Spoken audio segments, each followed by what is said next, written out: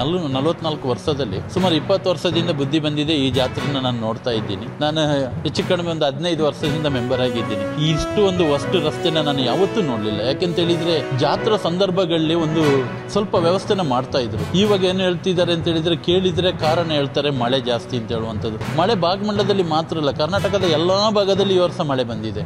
ಭಾಗಮಂಡಲದಲ್ಲಿ ಏನು ಒಂದು 250 ಇಂಚು ಮಳೆ ಆದರೆ ಎಲ್ಲ ಕಡೆನೂ ಆಗಿದೆ. ಈಗ ಮಳೆ ಬೀಳದ ಪ್ರದೇಶನೇ ಇಲ್ಲ, ಭಾಗಮಂಡಲಕ್ಕೆ ಮಾತ್ರ, ಈ ಕೊಡಗಿಗೆ ಮಾತ್ರ ಮಳೆನಾ ಅಂತ. ಯಾಕೆಂತ ಹೇಳಿದ್ರೆ ಈ ಜಾತ್ರಾ ಸಂದರ್ಭದಲ್ಲಿ ಆದರೂ ಸಹ ರಸ್ತೆಗಳನ್ನ ಒಂದು ಗುಂಡಿ ಮುಚ್ಚಿ ಏನಾದರೂ ಒಂದು ವ್ಯವಸ್ಥೆ ಮಾಡ್ಬೋದಿತ್ತು. ಆದರೆ ಇಲ್ಲಿ ಗುಂಡಿ ಮುಚ್ಚುವಂಥದ್ದು ಏನಿಲ್ಲ, ರಸ್ತೆನೇ ಗುಂಡಿಯಾಗಿದೆ. ಹೊಸ ಡಾಮರೀಕರಣನೇ ಆಗಬೇಕು. ಇನ್ನು ಯಾವಾಗ ತಾಯಿ ಕಾವೇರಿ ಬುದ್ಧಿ ಕೊಟ್ಟು ನಮ್ಮ PWD ಇಲಾಖೆಯವರಿಗೆ ಬುದ್ಧಿ ಕೊಟ್ಟು ಮಾಡಿಸ್ತಾರೆ.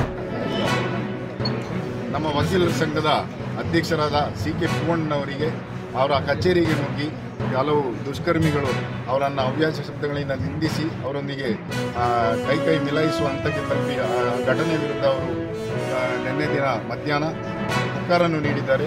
ಆ ಪುಕಾರಿನನ್ವಯ ಅವರ ವಿರುದ್ಧ ಪ್ರಕರಣ ದಾಖಲಾಗಿದೆ. ವಿಜಯಕುಮಾರ್ ಅಂತ ಹೇಳುವಂಥ ಆರೋಪಿ ಈ ರೀತಿ ಮಾಡಿರುವಂಥ ವಿಜಯಕುಮಾರ್ ಹಾಗೂ ಅವರ ಮಗಳು ಹಾಗೂ ಮಗ ಮತ್ತು ಇನ್ನೊಬ್ಬ ಯಾರೋ ಪತ್ರಕರ್ತ ಅಂತೇಳಿ ಅವರ ಕಚೇರಿಗೆ ನುಗ್ಗಿ ಗಲಾಟೆ ಮಾಡಿದ್ದಾರೆ.